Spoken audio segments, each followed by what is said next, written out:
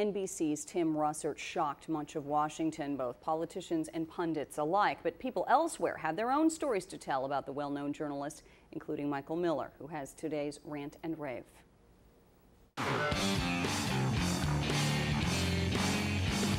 When I lived in Washington, D.C. in the late 1990s, I learned quickly that it was unprofessional and worse, uncool to gawk at a famous person or interrupt as he or she went about life.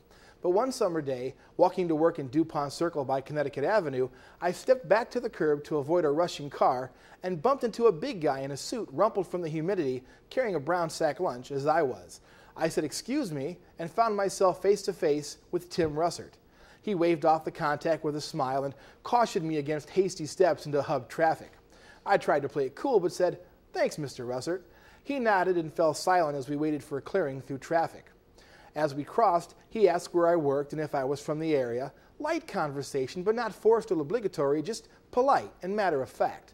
The entire encounter lasted mere minutes, and I'm sure by the time he crossed the street, he forgot all about me. But I remembered his civility and friendly nature every time I saw him at a debate or on Meet the Press.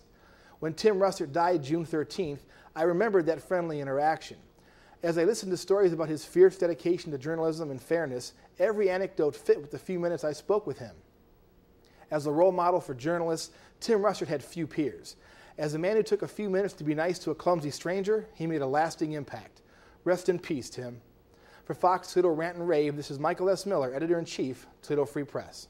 Remember, you can catch Rant and Rave every Tuesday and Thursday right here on Fox Toledo News, first at 4. And as always, these opinions do not reflect the opinions of Fox Toledo or its employees.